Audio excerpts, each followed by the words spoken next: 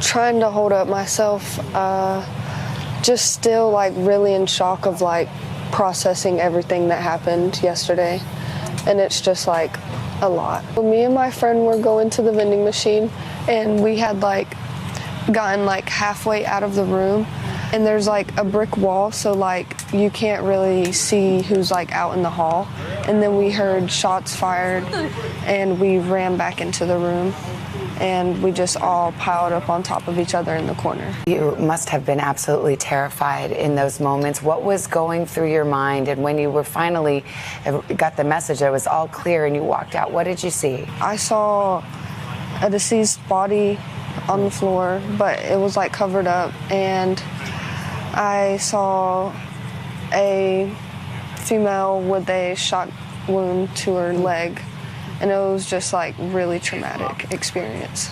I was at work and Ariel called me on the phone and told me, Mom, there's a active shooting at school, and I told her it's nothing to play about. Is this serious? And she said, Mom, it's serious. It's really going on. I told her to just run in the classroom and hide in the corner, just be quiet and just do whatever they tell her to do. And at that time, I heard 5 gunshots, and then the phone went dead. So I didn't know if she was hurt, and she was calling 911. So I was very scared. He was a really kind-hearted man, and he would like really push you, and like he was just really hardworking, and he just had the most kindest soul ever. I just feel like you're basically never safe anywhere, and no matter like how you can like, no matter if there's like cops in the school, there's still no safety at all. That's very traumatic for me, because now how can I ever get her to go to school? She told me she's never coming back here. I just don't know what to do. It's scary, and I'm thankful that she did have her phone so that I could know that she was in this situation, but I don't like that she hung up on me, but I do like what she did do to help everyone else. School shooting right now. He said, I'm not joking. I love you. Aaron, take us back to that moment. Well, I was at work, and I have an Apple Watch. And so I first got the messages on my watch. I threw my helmet off. I'm in disbelief. I'm like, what is happening right now? Is this really happening? And then I ran into a truck to call him, and he didn't answer, which scared me even more. And then that's when I texted him, and I just said, I'm leaving work. And I ran out of the warehouse and went straight to the school. I knew on the way that I wasn't going to be able to get to him right away or get to the school. As I was driving and I got closer to the school, there were ambulances and cops passing us. Parents had to park on the side of the road, and they started walking to the school because we couldn't get to the school. There were cars everywhere, all along the roads, blocking some of the roads if it was on a hill.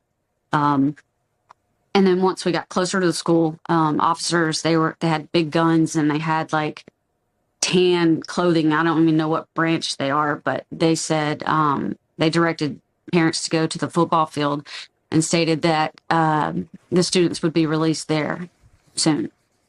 And I just saw parents being reunited with their kids, hugging them, crying in relief that, you know, they laid eyes on them and they were able to hug them.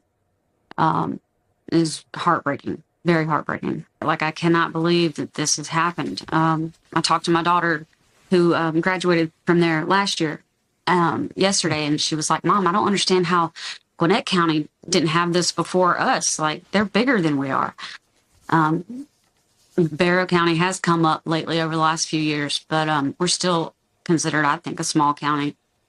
It's just mind-blowing. Coming fast, jumping out of cars, full armor, guns in hand.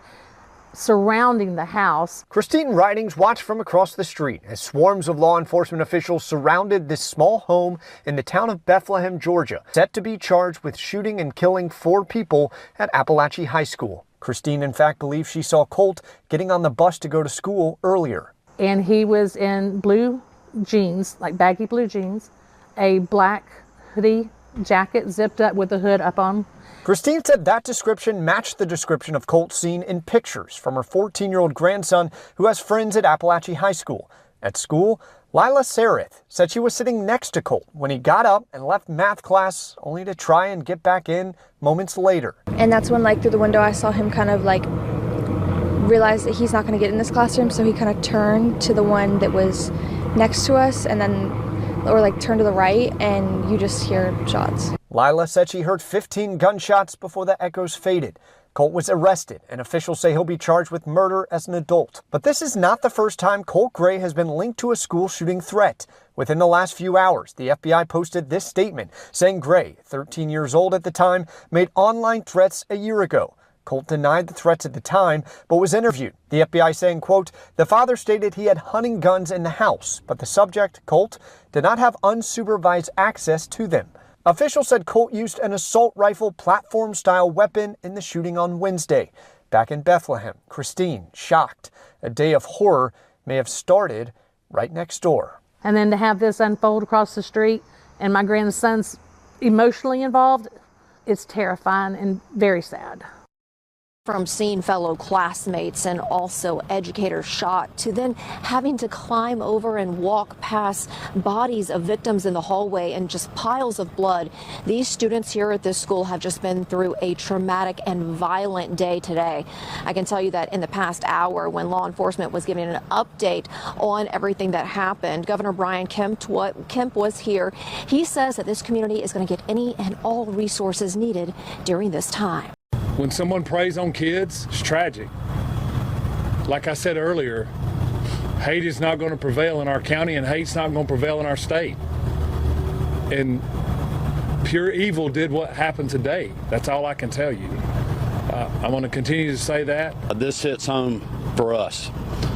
Being from Athens, just down the road, Marty and I, having a daughter that taught first grade just a few years ago, this is everybody's worst nightmare.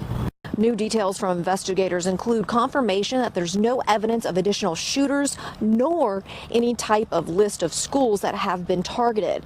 This active shooter call came in this morning at around 10:20, and we're told that law enforcement got here in minutes and that a school resource officer engaged the suspect, 14-year-old Colt Gray, whom surrendered and was taken into custody, but not before 4 people were killed and 9 were injured in the shooting. Multiple students told us how the shooting was focused on the J Hall location, which is where a lot of the 9th graders are. The GBI did identify the victims as Richard Aspinwall and Christina Irami. They are both math teachers, and also students Mason Schermerhorn and Christian Angulo. Those are both 14-year-old boys. We also spoke with a friend of one of the other victims, Christian. We are told that he met his longtime pal in middle school. I was just like, what's going on? And then I checked the family group chat, and then there's my sister saying that there's a shooting at Appalachia, and that's how I just was like, this isn't real, this can't be happening. And so I started asking other people if it was true that he had passed away, because I just wanted to know. I was in denial, you know, because you would never believe that somebody that you knew would pass away just like that. One sophomore told me that she was in the hallway when the shooting started, and her math teacher went and opened the door to see what all the commotion was about, and that's when he was shot. She says he is a beloved educator. It was scary because I don't know, like so much emotions were going on, and I was shaking for a while. I was scared. You said this was your math teacher. Yeah. Being someone that you know and that you go to class with every day, what is going on right now mentally, emotionally? I don't know. It's because I feel sad, and I don't. It's because he was a favorite. He was so chill. Law enforcement says that all of the 9 victims who were injured during the shooting and taken to area hospitals, that everyone is going to survive. We're also told that the suspect, Gray, is currently being held at the Barrow County Jail. I actually spoke with him this morning. I accidentally bumped into him on the way to class, and I said I was sorry and have a good day. And then later I seen, on social media that he passed away. Back to back, multiple emergency vehicles rushed to Appalachia High School, where an active shooter opened fire around 10:30 a.m. Wednesday. I was scared, but it's okay. I'm good now, and it was just really, you never think that's gonna happen to you until it does, and then you're just scared. You don't know what to do. We got a whole school to get evacuated, people. Come on now. Once inside the school, officers escorted students out to safety. Part left. Let's move with purpose. Come on. While the majority of the student body made it out okay, 4 people, including 2 students and 2 teachers, were killed, and 9 others are injured. My heart hurts for these kids. My heart hurts for our community. Authorities say the suspect is a 14-year-old student named Colt Gray, who surrendered shortly after the police arrived on scene. He has been taken into custody. He will be charged with murder, and he will be tried as an adult. During a New Hampshire rally, Vice President Kamala Harris, but this is just a senseless tragedy, condemned the violence. We have to end this epidemic of gun violence in our country once and for all. It doesn't have to be this way. It doesn't have to be this way. I just heard gunshots going off. I had my AirPods on full blast. I was blasting Ken Carson, and I heard gunshots go off, and I was like, oh crap. My friend pushed me to the ground. I thought it was fake until I heard more gunshots and screaming. I was like, oh. And then they pushed me out to the side, and they came in there told us to get our hands up. So we got out, and we were walking out, and then we walked past, and there was a room, and then there was a body, and there was the gun laying on the ground with the bullets and the blood.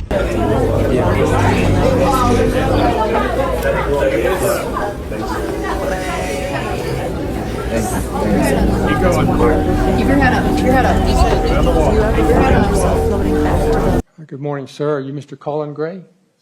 You're currently charged with 2 counts of felony murder in the 2nd degree. You're charged with 4 counts of felony involuntary manslaughter.